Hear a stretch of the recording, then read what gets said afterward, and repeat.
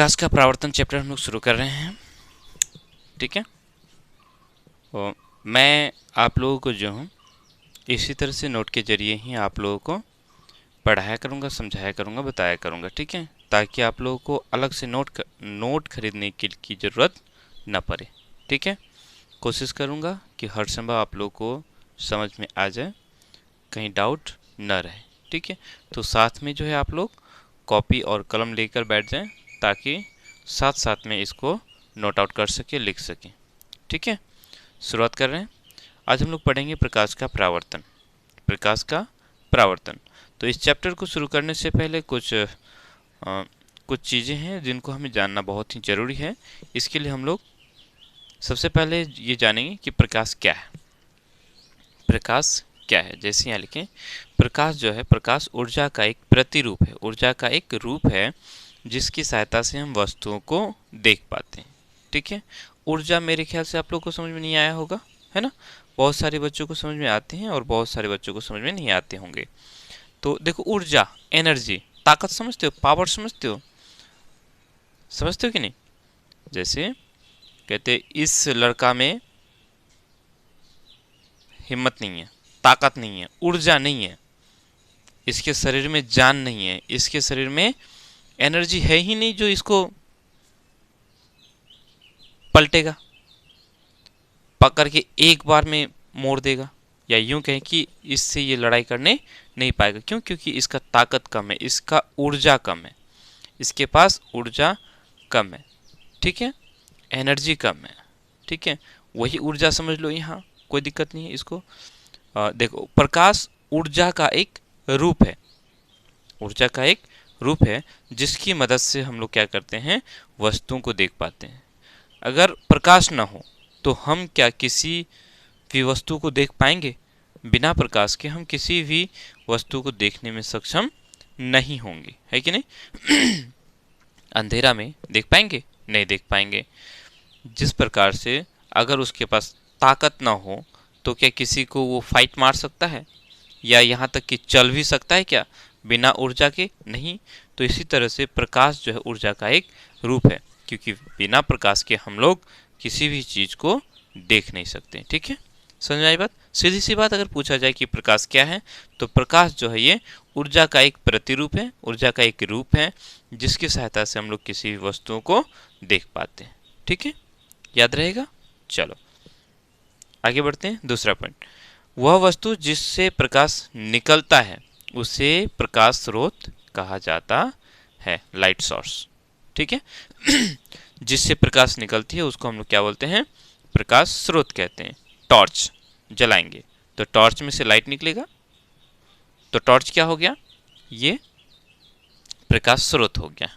ठीक है, बल्ब जल रही है तो प्रकाश किससे निकल रही है? बल्ब से, तो बल्ब क्या हो गया? प्रकाश स्रोत हो गया। ठीक है, अब यहाँ हम लोग देखेंगे प्रकाश स्रोत जो है दो तरह के होते हैं, एक प्राकृतिक, एक मानव निर्मित। देखो, सूर्य, तारे आदि प्रकाश के प्राकृतिक स्रोत है, नेचुरल सोर्सेस। सूर्य, तारे जो है ये क्या प्रकाश के प्राकृतिक स्रोत हैं, प्राकृतिक जो बना बनाया है, जिन्हें मनुष्यों ने नहीं बनाया। सूर्य को क्या किसी मनुष्य ने बनाया है? नहीं बनाया है। बिजली का जलता बल्ब, ट्यूबलाइट, ट्यूब तथा मोमबत्ती, मोमबत्ती या फिर लालटेन, ये सारे के सारे क्या हैं? इत्यादि प्रकाश के मानव निर्मित स्रोत हैं। क्योंकि इन चीज़ों को किसने बनाया है? आदमी ने बनाया, किसी आदमी ने ही तो बनाए हैं। तो मानव के द्वारा बनाया गया चीज़ वो क्या कहलाता है? मानव निर्मित। तो इस तरह से हम लोग कहेंगे कि ये सारे जो हैं मानव निर्मित प्रकाश स्रोत हैं। ठीक है, जिससे जिस वस्तु से प्रकाश निकलती है, जिस वस्तु से प्रकाश उत्सर्जित होती है, उसको हम लोग क्या कहते हैं? प्रकाश स्रोत कहते हैं। प्रकाश स्रोत दो तरह के होते हैं, एक मानव निर्मित, दूसरा प्राकृतिक स्रोत। प्राकृतिक स्रोत जो बना बनाए हैं, जैसे सूर्य, तारे, ये सारे क्या हैं? प्राकृतिक स्रोत हैं, प्रकाश के प्राकृतिक स्रोत हैं, क्योंकि इनसे जो प्रकाश निकलती है, इनसे प्रकाश निकलती है। और दूसरी बात, इनको किसी मानव ने नहीं बनाया। वहीं जिन वस्तुओं से प्रकाश निकलती है और जिसे मानव ने बनाया है उसको हम लोग मानव निर्मित प्रकाश स्रोत कहेंगे। ठीक है, चलो आगे बढ़ते हैं। थोड़ा सा आगे देखो, अगला पॉइंट है प्रकाश की प्रकृति विद्युत चुंबकीय है। प्रकाश की जो प्रकृति है वो क्या है, विद्युत चुंबकीय है। देखो प्रकाश जो है विद्युत चुंबकीय तरंग है। क्या है, विद्युत चुंबकीय तरंग है। अब बोलेंगे सर विद्युत चुंबकीय तरंग होता क्या है, तो देखो समझो, थोड़ी सी इसको समझने के लिए ऐसे समझते देखो मैं बोल रहा हूँ, आप लोग सुन रहे हैं, मैं बोल रहा हूँ, आप लोग सुन रहे हैं, तो हम दोनों के बीच में कुछ चीज है, कोई चीज है क्या, कोई चीज है, बोलेंगे सर नहीं, नहीं है, हवा। कुछ नहीं है मतलब हवा तो है ना। तो हम जो बोल रहे हैं वो हवा के जरिए आपके कानों तक पहुंच रही है बातें, ठीक है। तो हवा एक माध्यम है जिसके माध्यम से हम जो बोल रहे हैं वो आपके कानों तक पहुंच रही है, ठीक है। वहीं अगर हम चंद्रमा में चले जाएं, चांद पे चले जाएं, चांद में दो व्यक्ति जब जाते हैं और वहां पास में ही खड़े रहेंगे, दोनों आपस में बातचीत करेंगे, आपस में बोलेंगे, बतियाएंगे, लेकिन एक दूसरे की बातें सुन नहीं पाएंगे। लगेगा जैसे सिर्फ मुंह होठ हिला रहा है, कुछ भी उन्हें सुनाई नहीं पड़ेंगे। क्यों, वहां जो है ना हवा नहीं है, वहां निर्वात है, वैकम, निर्वात, शून्य। जहां हवा भी न हो उसको क्या बोलते हैं, शून्य बोलते हैं, ठीक है। समझ में आई बात। देखो जैसे ये हम लोग का इंक का डब्बा है, ठीक है, ये हमने खाली कर दिया, इसमें इंक नहीं है, नहीं है, फिर भी इसके अंदर कुछ तो है, क्या है, हवा है, इसके अंदर हवा है। अगर हम इसके अंदर से हवा निकाल दें, हवा क्या करें, निकाल दें, तो इसके अंदर हवा गायब हो जाएगा, तब इसके अंदर जो हवा नहीं रहेगा तो इसको हम बोलेंगे निर्वात। क्या बोलेंगे, निर्वात, ठीक है। तो निर्वात में जो है ना आवाज भी इधर से उधर नहीं गूंज सकती, ठीक है। तो देखो इसको समझाने का मेरा मकसद ये था कि प्रकाश जो है विद्युत चुंबकीय तरंग है, ठीक है। और विद्युत चुंबकीय जो तरंग होते हैं वो उन्हें जो एक स्थान से दूसरे स्थान तक जाने के लिए, ठीक है, या हम ये कहेंगे एक जगह से दूसरी जगह प्रसारित होने के लिए, चलने के लिए, गमन करने के लिए जो है किसी अन्य माध्यम की ज़रूरत नहीं होती है। जैसे हम बोलते हैं तो मेरी आवाज़ आपके कानों तक पहुंचा, इसके लिए हवा की ज़रूरत पड़ा, हवा ना होता तो आप सुन भी नहीं सकते, ठीक है। तो एक माध्यम का ज़रूरत पड़ा, लेकिन जो विद्युत चुंबकीय तरंग होते हैं इन्हें किसी माध्यम की ज़रूरत नहीं होते हैं, ठीक है। तो प्रकाश क्या है, विद्युत चुंबकीय तरंग है, जिन्हें क्योंकि इन्हें जो है किसी भी माध्यम की जरूरत नहीं पड़ता है प्रसारित होने के लिए। देखो सूर्य है, सपोज करते हैं यहाँ हमारा सूर्य है, हम यहाँ पृथ्वी में हैं, कहाँ है, ये हमारा पृथ्वी, इधर सूर्य है, ठीक है, सूर्य है। अब ये हमारा वायुमंडल है, यहाँ तक पृथ्वी से कई किलोमीटर तक जो है ये हवा है, ठीक है। उसके बाद ऊपर देखेंगे तो यहाँ जो है ना हवा वगैरह कुछ भी नहीं, ये निर्वात है, यहाँ हवा नहीं है। तो प्रकाश इस सूर्य से चलकर हम तक पहुँच रहा है, ठीक है, इसमें कुछ भी नहीं है, फिर भी ये प्रकाश हम तक पहुँच रहा है, ठीक है। वहीं अगर हम यहाँ एक क्या कर देते हैं, लाउड स्पीकर लगा देते हैं या बहुत बड़ा, तो देखो इसका जो साउंड है ये हम तक पहुँचेगा ही नहीं। क्यों, क्योंकि यहाँ जो निर्वात है ना, तो साउंड निर्वात में चलेगा ही नहीं। कुछ समझ में आया। विद्युत चुंबकीय तरंग उसको कहते हैं जिसको प्रसारित होने के लिए किसी माध्यम की जरूरत नहीं पड़ता है। तो प्रकाश को किसी माध्यम की जरूरत नहीं पड़ता है गमन करने के लिए, प्रसारित होने के लिए, ठीक है। तो इसीलिए कहते हैं ये जो प्रकाश है ये विद्युत चुंबकीय तरंग है, ठीक है। जब प्रकाश ये विद्युत चुंबकीय तरंग है तो हम इसको बोलेंगे कि ये जो है विद्युत चुंबकीय प्रकृति का है। समझ में आई बात, कुछ आया। देखो विद्युत चुंबकीय तरंग किसको कहते हैं, साधारण से छोटे से शब्दों में हम समझेंगे तो ऐसे तरंग, ठीक है, या ऐसा विकिरण जिसको प्रसारित होने के लिए, जिसको चलने के लिए, एक जगह से दूसरी जगह संचारित होने के लिए किसी माध्यम का जरूरत नहीं पड़ता है, उसको विद्युत चुंबकीय तरंग कहेंगे। अब प्रकाश को जो है, प्रकाश को एक जगह से दूसरे जगह जाने के लिए किसी माध्यम की जरूरत नहीं पड़ता है, हवा हो या न हो तो भी वो चल देता है। तो इसको हम लोग बोलेंगे, इसीलिए इसको बोलेंगे विद्युत चुंबकीय तरंग। समझ में आई बात? ठीक है, चलो। चूंकि ये जो प्रकाश है ये निर्वात में भी चलेगा। निर्वात उस जगह को कहते हैं जहां हवा भी न हो, और जब हवा नहीं है तो वहां आवाज तक नहीं चलता है और प्रकाश चलता है ना। प्रकाश एक जगह से दूसरी जगह आ जाता है, तो इसलिए इसको बोलते हैं विद्युत चुंबकीय तरंग। और हम लोग कहते हैं कि प्रकाश की जो प्रकृति है वो विद्युत चुंबकीय है। प्रकाश की प्रकृति कैसा है? विद्युत चुंबकीय है। ठीक है, साथ में कह रहे हैं कि यह द्वैत प्रकृति प्रदर्शित करता है। डबल, डुअल, दोहरी प्रकृति दर्शाता है। ठीक है, दो तरह का।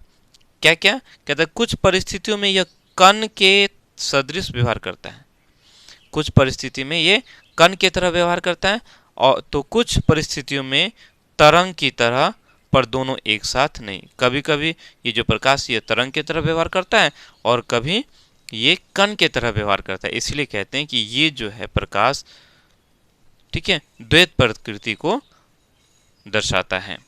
ठीक है, यानी दोहरी प्रकृति दर्शाता है। एक कभी कभी ये कण की तरह व्यवहार करता है तो कभी कभी ये तरंग की तरह व्यवहार करता है। ठीक है, चलो आगे चलते हैं।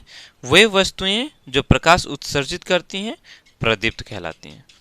जिस वस्तु से प्रकाश उत्सर्जित होती है, जिस वस्तु से प्रकाश निकलती है, उसको हम लोग क्या कहते हैं?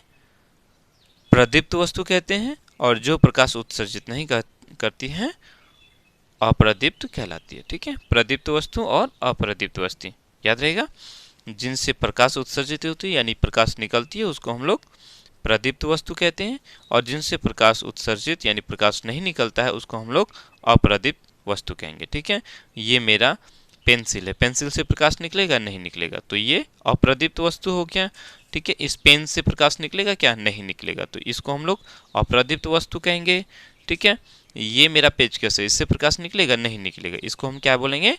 अप्रदीप्त वस्तु कहेंगे। ठीक है, समझ में आई बात? चलो आगे चलते हैं। कहते हैं जिन पदार्थों में से प्रकाश बाहर नहीं निकल पाता है उनको अपारदर्शी पदार्थ कहते हैं। जिन पदार्थ से होकर प्रकाश आर पार नहीं निकल सकता है उसको क्या बोलते हैं? अपारदर्शी पदार्थ कहते हैं। ठीक है, समझ में आई बात? ये मेरा कॉपी है, ये मेरी ये कॉपी है ना, इस कॉपी से प्रकाश आर पार निकल सकता है क्या? इधर टॉर्च जलाएंगे तो क्या इधर निकलेगा? पीछे तरफ निकलेगा? नहीं निकलेगा। क्या ये कहे कि आर पार देख सकते हैं इसके आर पार? नहीं देख सकते, तो इसको हम लोग बोलेंगे अपारदर्शी वस्तु।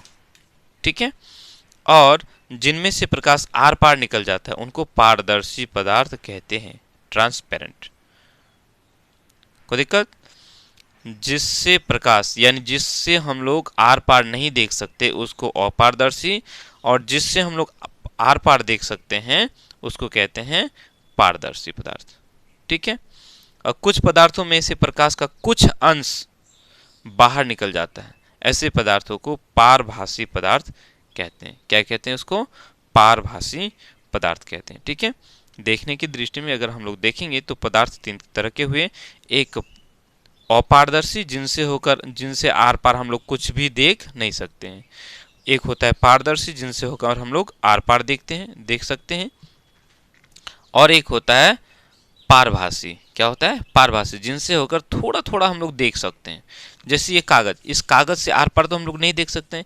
यदि इसी कागज को हम लोग तेल लगा देंगे तो आर पार थोड़ा सा धुंधला, थोड़ा सा हम लोग देख सकते हैं। तब अभी ये जो कागज है ये हम लोग का अपारदर्शी है। अगर हम इसको तेल लगा दें तो ये हो जाएगा पारभासी। कैसा हो जाएगा? पारभासी। केरोसिन तेल अगर डाल दें तो ये कैसा पदार्थ बन जाएगा? पारभासी, क्योंकि इससे होकर हल्का हल्का रोशनी जो है आर पार होगा। ठीक है, और जैसे शीशा है, शीशा वैसे हम लोग का पारदर्शी है, आर पार हम लोग देख सकते हैं। उसी शीशा को हम क्या करेंगे, खरोच लगा देंगे। जैसे ही खरोच मार देंगे तो उबड़ खाबड़ हो जाएगा। फिर आर पार देखेंगे तो क्या स्पष्ट रूप से कुछ दिखाई पड़ेगा? नहीं पड़ेगा। उनसे होकर प्रकाश पूर्ण रूप से बाहर नहीं निकला, थोड़ा थोड़ा, ठीक है, थोड़ा थोड़ा हम लोग देख सकते हैं। तो उस स्थिति में उस कांच को, जो हम लोग उस शीशे को क्या बोलेंगे, पारभासी पदार्थ। ठीक है, मेरे ख्याल से समझ में आया होगा आप लोगों को, नहीं? चलो आगे बढ़ते हैं। कहते हैं प्रकाश जो है सरल रेखा में गमन करता है, जिसे प्रकाश किरण कहते हैं। प्रकाश एक सरल रेखा में गमन करता हुआ प्रतीत होता है, जिसको हम लोग क्या बोलते हैं, प्रकाश किरण बोलते हैं। क्या बोलते हैं? प्रकाश किरण। ठीक है, चलो। और प्रकाश के किरणों के समूह को हम लोग क्या बोलेंगे, प्रकाश का किरण पुंज। प्रकाश की किरणों के समूह को प्रकाश का किरण पुंज कहते हैं। ये मुख्यतः 3 तरह के होते हैं। प्रकाश किरण पुंज कितने तरह के होते हैं? 3 तरह के होते हैं, याद रहेगा। चलो आगे बता रहे हैं। प्रकाश एक किरण तो नहीं निकलेगा, ठीक है। प्रकाश के किरणों के समूह को हम लोग क्या बोलते हैं? प्रकाश की किरणों के समूह को प्रकाश का किरण पुंज कहते हैं। और ये कितने तरह के होते हैं? 3 तरह के होते हैं। अपसारी किरण पुंज, जब किरणें एक ही बिंदु स्रोत से बाहर की ओर फैल रही है तो उन्हें अपसारी किरणें कहते हैं। देखो टॉर्च जलाते हैं, लाइट जलाएंगे, तो टॉर्च जलाएंगे तो क्या होगा, ये टॉर्च हो गया, ठीक है। तो यहां से प्रकाश निकल के इधर क्या होगा, फैलेगा, है ना, फैलेगा ना। तो एक, देखो ऐसे फैलेगा। तो क्या कहा, जब किरणें एक ही बिंदु स्रोत से बाहर की ओर फैल रही है, एक बिंदु स्रोत से बाहर की ओर फैल रही है, तो ऐसे प्रकाश किरण पुंज को क्या बोलेंगे, अपसारी किरण पुंज कहेंगे। ये क्या हो गया हम लोग का, अपसारी किरण पुंज। ठीक है। अभिसारी किरण पुंज, अभिसारी किरण किसको बोलते हैं? जब किरणें एक ही बिंदु की ओर निकट से निकटतर आती है और एक ही बिंदु पर मिल जाती है तो उन्हें अभिसारी किरणें कहते हैं। अब किरण आया और जा करके एक जगह क्या हो गया, मिल गया। एक जगह क्या हो गया, मिल गया, एक बिंदु पर जा करके ये मिल गया। ठीक है, किरण पूरा आया और एक जगह जा करके मिल गया, तो इसको हम लोग बोलेंगे अभिसारी किरण पुंज या अभिसारी किरण। ठीक है, समझ में आई बात।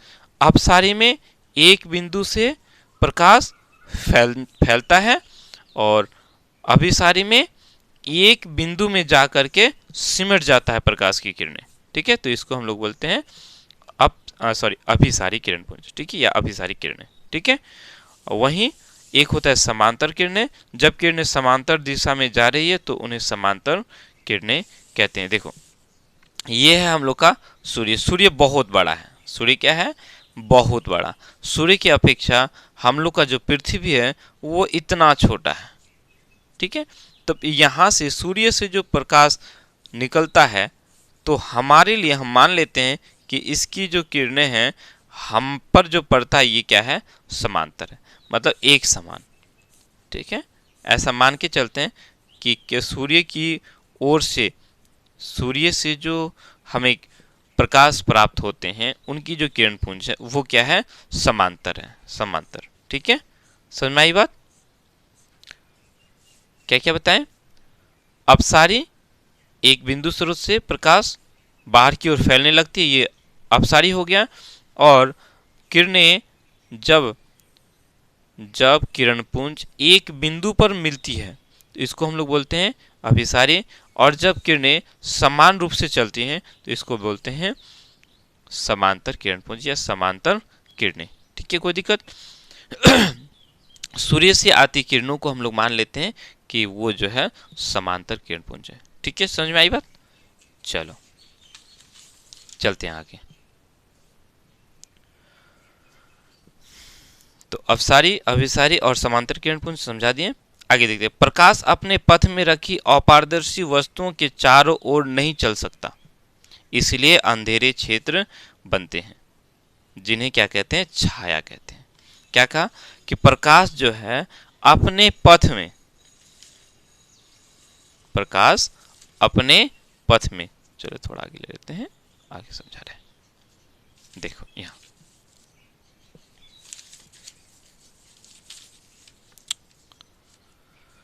इधर प्रकाश आ रही है, ठीक है। अब यहाँ अगर मेरा इतना बड़ा सा कोई पदार्थ है, कोई वस्तु है, तो क्या ये प्रकाश जो है ऐसे घूम के ऐसे इधर में तो नहीं जाएगा? ये घूम के प्रकाश इधर जाएगा क्या? नहीं जाएगा। तो वही कहते हैं प्रकाश अपने पथ में यानी अपने रास्ते में रखी अपारदर्शी वस्तुओं के, अपारदर्शी जिससे होकर प्रकाश आर पार नहीं होता उसको क्या बोलते हैं? अपारदर्शी। जैसे यहाँ मेरा लकड़ी रखा हुआ है, पत्थर रखा हुआ है, तो प्रकाश इसके आर पार तो नहीं जा सकता। तो कहते हैं अपारदर्शी वस्तुओं के चारों ओर नहीं चल सकता, अपारदर्शी वस्तु के चारों ओर नहीं चल सकता, इसलिए क्या होते हैं? अंधेरे। अब इधर अगर ऐसे आया, ठीक है, तो इधर क्या बनेगा? अंधेरा बनेगा, छाया बनेगा, अंधेरे क्षेत्र बनते हैं जिन्हें क्या कहते हैं? छाया कहते हैं। इसी को क्या बोलते हैं? छाया। हम लोगों का भी छाया बनता है। चलो आगे चलते हैं, ठीक है। एक विस्तारित प्रकाश स्रोत के सामने कोई वस्तु रखी जाती है तो उस वस्तु की छाया में दो तरह के स्पष्ट क्षेत्र होते हैं। अब क्या होता है, ये जो हम लोग का अपारदर्शी वस्तु है इसका छाया बनेगा, ठीक है। तो इसमें जो है ना दो तरह का स्पष्ट क्षेत्र बनेगा। एक हम देखेंगे कि इधर साइड साइड में थोड़ा हल्का हल्का हल्का हल्का हल्का छाया है, और इसके जस्ट बगल में हम देखेंगे तो बहुत ज़्यादा छाया है। ऐसे होता है, यहाँ बहुत ज़्यादा छाया होता है और इसके बगल बगल में हम देखेंगे ना हल्का हल्का छाया होता है, ठीक है। तो पहला क्षेत्र जिसमें प्रकाश, यहाँ स्रो लग गया, ये स्रो नहीं होगा, ठीक है, जिसमें प्रकाश बिल्कुल नहीं पहुंच पाता, यहाँ जो प्रकाश बिल्कुल नहीं पहुंच पाता उसे हम कहते हैं प्रच्छाया। ये बिल्कुल काला वाला क्षेत्र को बोलेंगे प्रच्छाया। क्या बोलेंगे?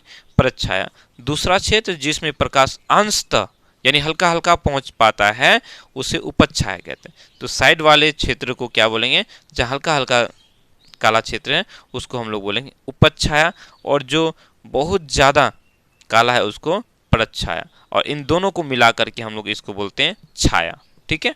कोई दिक्कत? चलो आगे चलते हैं। अब कहते हैं प्रकाश के पथ में रखी अपारदर्शी वस्तु अत्यंत छोटी हो तो प्रकाश सरल रेखा में चलने की बजाय वस्तु के किनारों पर मुड़ जाती है। प्रकाश के इस प्रभाव को प्रकाश का विवर्तन कहते हैं। क्या कहा? कि प्रकाश के पथ में रखी अपारदर्शी वस्तु, प्रकाश के पथ में, ये हमारा प्रकाश है, ठीक है, ये प्रकाश है। इस प्रकाश के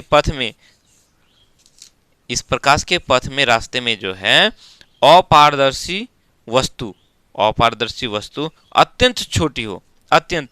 अब अगर इतना छोटा है, ठीक है, कितना छोटा? इतना छोटा, अपारदर्शी, पारदर्शी नहीं अपारदर्शी, इससे होकर आर पार प्रकाश नहीं निकलेगा, ठीक है।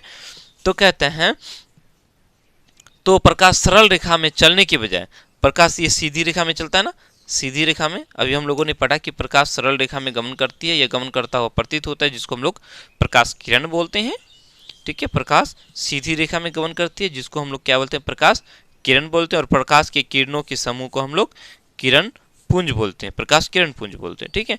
तो इस प्रकाश किरण, ये जो प्रकाश के सामने में अगर एक छोटा सा अपारदर्शी, बहुत छोटा, तो प्रकाश क्या होगा? ये प्रकाश ऐसे जाएगा, ठीक है, जाने के बाद इसको आर पार तो कर नहीं सकता, ये मुड़ने के बजाय क्या होगा? ये उसके बगल से थोड़ा मुड़ के चला घूम जाता है। ये क्या होगा? ऐसे प्रकाश आया और इसके बगल से थोड़ा मुड़ के निकल जाएगा। थोड़ा इसको बड़ा करके समझाते, ठीक है, मान के चलते, इतना बड़ा तो नहीं होगा। देखो प्रकाश आएगा और ऐसे मुड़ करके थोड़ा सा घूम जाएगा। अगर ये प्रकाश के पथ में कोई एक छोटा सा अपारदर्शी वस्तु अगर आ जाएगा तो प्रकाश क्या होगा? सीधी रेखा में गमन करने के बजाय क्या होगा? उस वस्तु से थोड़ा ऐसे मुड़ के ऐसे वापस आगे को निकल जाएगा, ठीक है। तो प्रकाश के इसी प्रभाव को गया ठीक है, वापस न मुड़ा बल्कि जाने के थोड़ा मुड़ के किनारों से निकल जाने को, इसी घटना को हम लोग को बोलते हैं प्रकाश का विवर्तन। समझ में आई बात? इसको क्या बोलते हैं? प्रकाश का विवर्तन बोलते हैं। चलो, आई होप आप लोगों को समझ में आया होगा, नहीं? चलो आगे चलते हैं।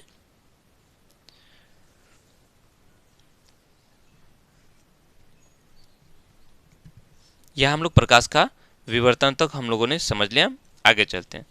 कहते जब प्रकाश की किरण किसी चमकदार सतह पर पड़ने के पश्चात उसी माध्यम में लौट आती है तो इस घटना को प्रकाश का परावर्तन कहते हैं।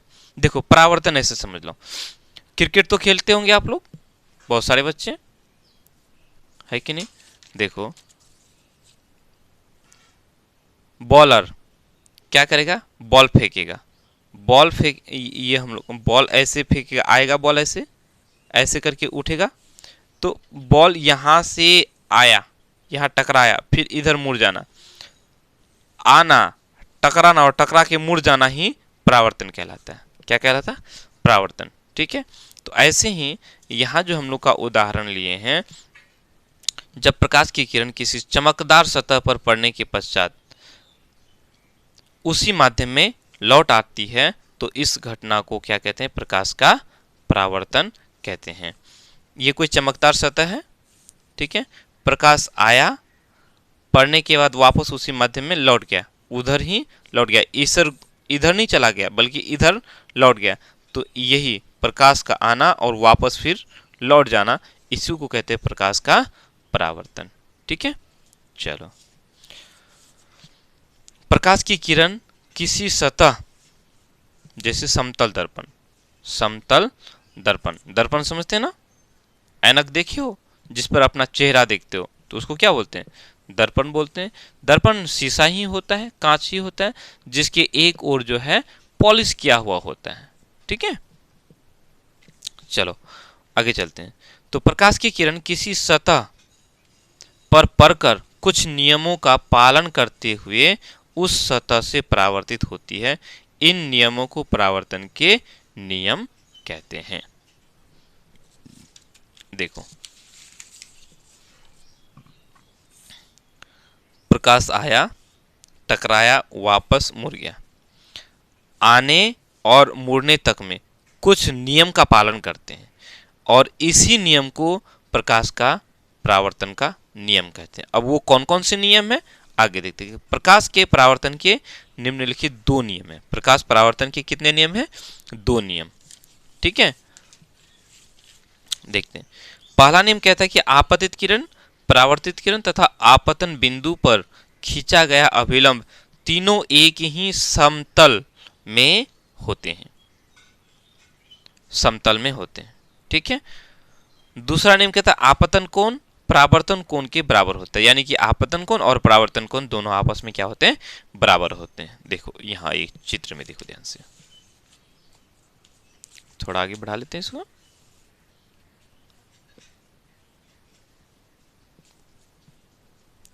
इसमें देखेंगे,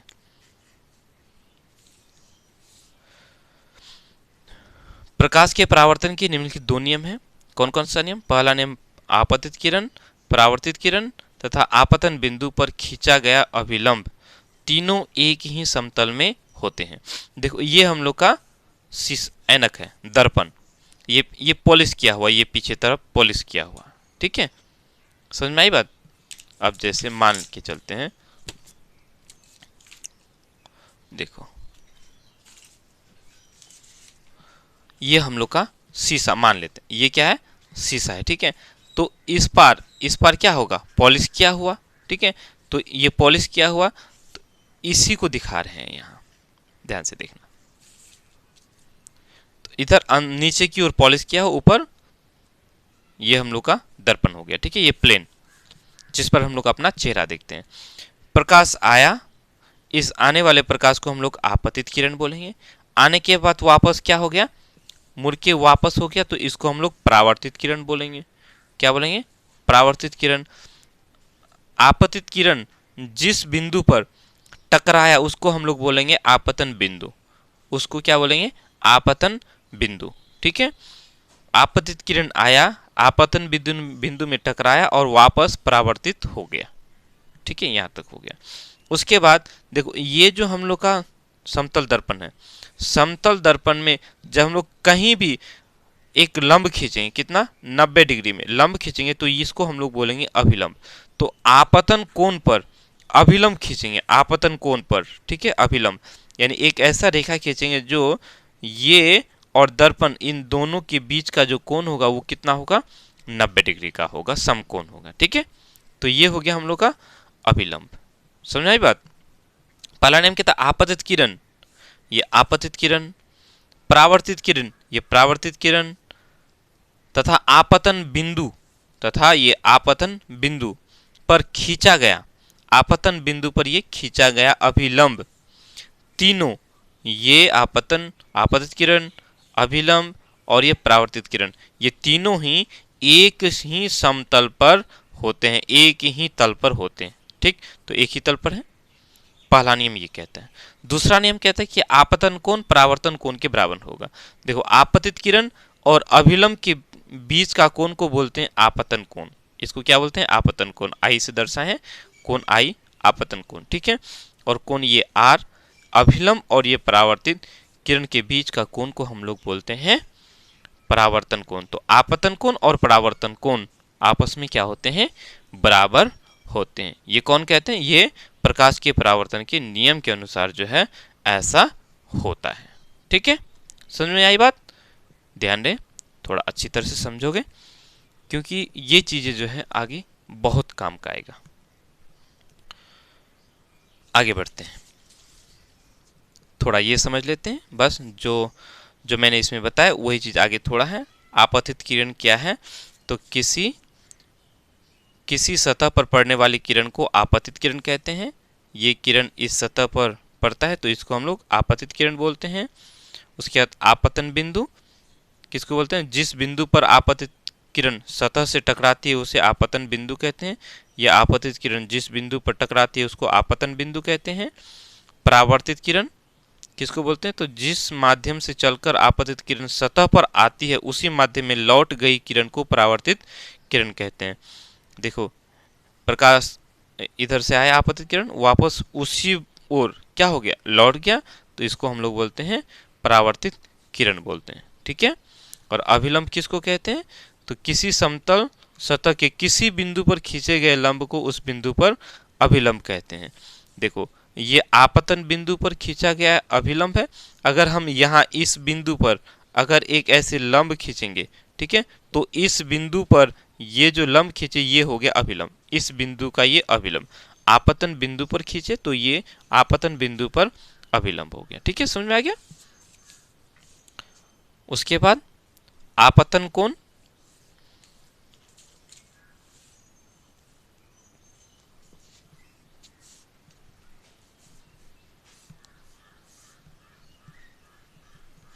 चलो आपतन कोण, आपतित किरण आपतन बिंदु पर खींचे गए अभिलंब से जो कोण बनाती है उसे आपतन कोण कहते हैं। ठीक है, आपतित किरण और अभिलंब, आपतित किरण आपतन बिंदु पर, आपतित किरण आपतन बिंदु पर क्या बोले, आपतन बिंदु पर खींचे गए ये अभिलंब से जो ये कोण बनता है इसको हम लोग बोलते हैं आपतन कोण बोलते हैं। ठीक है, वैसे इसको तो मैंने पहले ही आप लोग को समझा चुका हूं। ठीक है, फिर उसके बाद परावर्तन कोण, अभिलंब, ये परावर्तित किरण आपतन बिंदु पर खींचे गए अभिलंब से जो कोण बनाती है उसे परावर्तन कोण कहते हैं। ये परावर्तित किरण आपतन बिंदु पर खींचे गए अभिलंब से जो कोण बनाती है उसको बोलते हैं परावर्तन कोण बोलते हैं। ठीक है, कोई दिक्कत, मेरे ख्याल से इतना तक तो आप लोगों को समझ में आ ही गया होगा। ठीक है, चलो अब हम लोग आगे चलते हैं।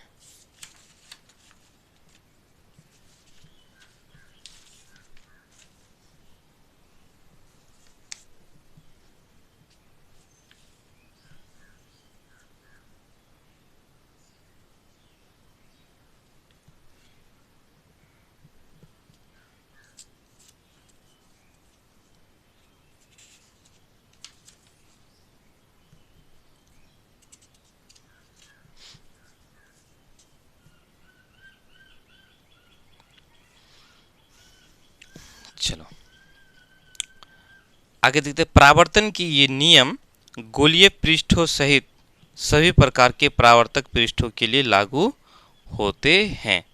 अभी तो ये हम लोगों ने समतल दर्पण में देखा, आगे हम लोग देखेंगे ये जो परावर्तन के नियम है, कौन कौन से नियम, जो दो नियम पढ़े हम लोगों ने, ये दोनों ही नियम, ठीक है, ये गोलीय पृष्ठों में भी लागू होता है। बाकी जितने भी प्रकार के परावर्तक पृष्ठ हैं, यानी जिससे होकर प्रकाश पड़े और वापस मुड़ जाए, वापस परावर्तित हो जाए, तो सभी पृष्ठों के लिए ये नियम जो है लागू होता है। ठीक है, एक और चीज देखो, यदि आपतित किरण परावर्तक सतह पर लंबवत हैं, ठीक है, तो आपतन कोण शून्य होगा। आपतन कोण क्या हो जाएगा, शून्य होगा। देखो ध्यान से, ये किरण अगर लंबवत हो, यानी यहां से अगर प्रकाश आए, तो यहां से जो प्रकाश आएगा सीधा अगर खरा प्रकाश पड़े तो क्या हो जाएगा, अभिलंब और ये कोण दोनों के बीच में क्या कोण बचेगा, नहीं बचेगा। ये अगर इसके ऊपर आ जाए तो कोण तो जीरो हो जाएगा, है ना, आपतन कोण क्या हो जाएगा, शून्य हो जाएगा।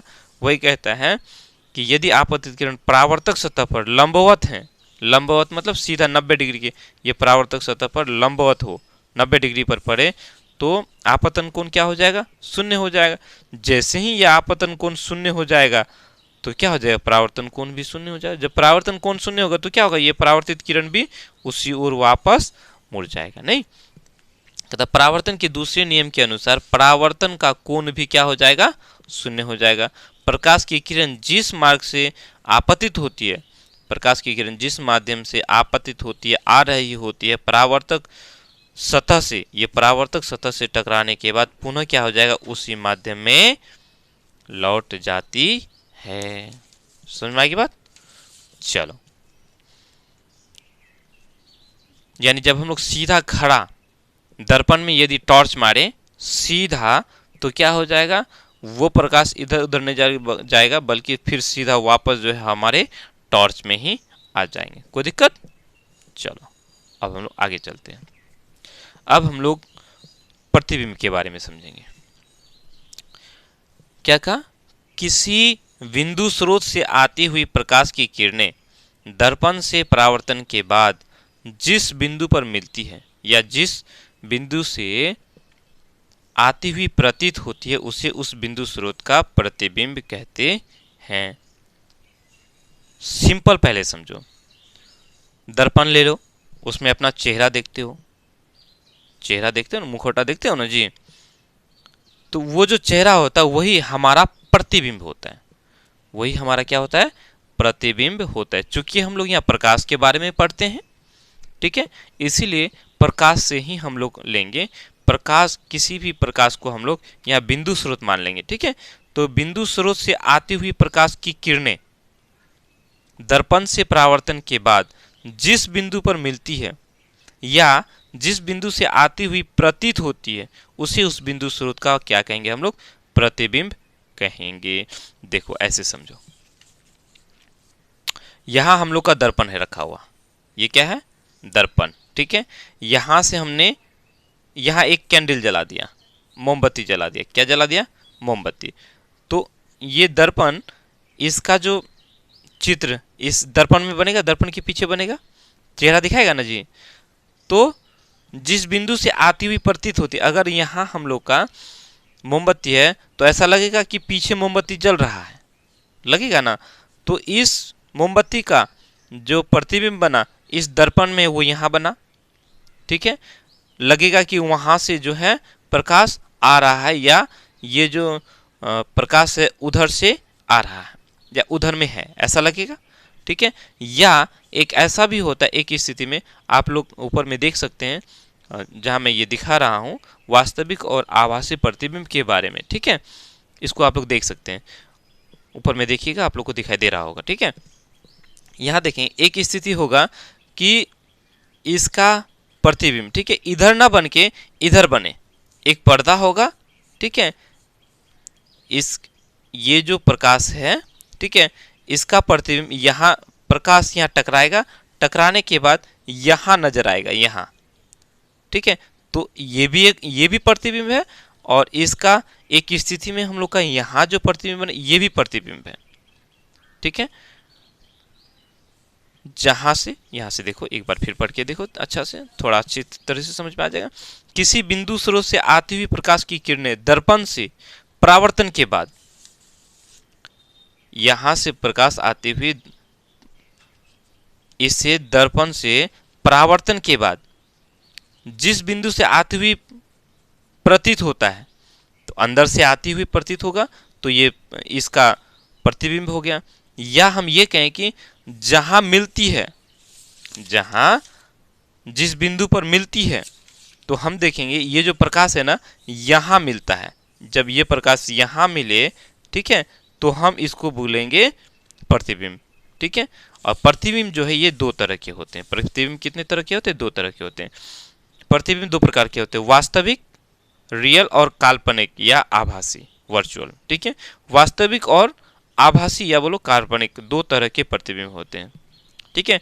किसी बिंदु स्रोत से आती किरणें परावर्तन के बाद जिस बिंदु पर वास्तव में मिलती है उससे उस बिंदु स्रोत का वास्तविक प्रतिबिंब कहते हैं। दर्पण रखा हुआ है, मोमबत्ती है, मोमबत्ती हमने जलाया, इधर से टकराने के बाद प्रकाश जब इधर इसका जब प्रतिबिंब यहाँ बनाएगा, ठीक है, तो ये हम लोग का वास्तविक प्रतिबिंब होगा, सचमुच का प्रतिबिंब होगा, ठीक है। कोई दिक्कत? चलो, वही कहा कि किसी बिंदु स्रोत से आती किरणें परावर्तन के बाद जिस बिंदु पर वास्तव में मिलती है, ठीक है, इस बिंदु पर वास्तव में मिलती है, तो इसको हम लोग क्या बोलेंगे? बिंदु स्रोत का वास्तविक प्रतिबिंब बोलेंगे, ठीक है। चलो,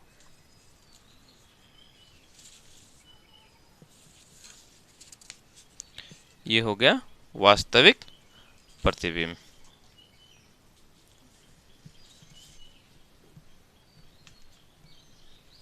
और कहाँ चला गया?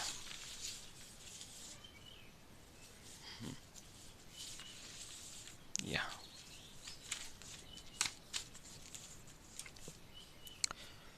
वास्तविक प्रतिबिंब वस्तु की अपेक्षा हमेशा उल्टा बनता है। ध्यान से देखो, ऊपर में उल्टा बनता है, ठीक है। और पर्दे पर प्राप्त किया जा सकता है, पर्दे पर इसको प्राप्त किया जा सकता है। किसी बिंदु स्रोत से आती किरणें परावर्तन के बाद जिस बिंदु से आती हुई प्रतीत होती है उसे उस बिंदु स्रोत का आभासी प्रतिबिंब कहेंगे, ठीक है। समझ में आई बात? इसका प्रतिबिंब जब इस दर्पण में बनेगा तो हम उसको आभासी प्रतिबिंब कहेंगे, ठीक है। इसको पर्दे पर प्राप्त नहीं किया जा सकता, वास्तविक प्रतिबिंब को ही पर्दे पर प्राप्त कर सकते हैं, पर्दे पर रख सकते हैं। आभासी प्रतिबिंब वस्तु की अपेक्षा हमेशा सीधा बनता है और इसे पर्दे पर प्राप्त नहीं किया जा सकता है। वास्तविक प्रतिबिंब हमेशा उल्टा बनता है और इसको पर्दे पर प्राप्त करते हैं, पर्दे पर प्राप्त कर सकते हैं, लेकिन आभासी प्रतिबिंब को हम लोग पर्दे पर प्राप्त नहीं कर सकते हैं, ठीक है। और ये हमेशा सीधा बनता है आभासी प्रतिबिंब, ठीक है। चलो, तो आज के लिए इतना ही, ठीक है। फिर हम लोग कल जो है आगे समतल दर्पण द्वारा प्रतिबिंब का बनना ये हम लोग देखेंगे और अच्छी तरह से समझने का प्रयास करेंगे, ठीक है। आशा करते हैं आप सब अच्छे से समझ में आ गए होंगे आप लोगों को, ठीक है। चलो, तो आज के लिए इतना ही।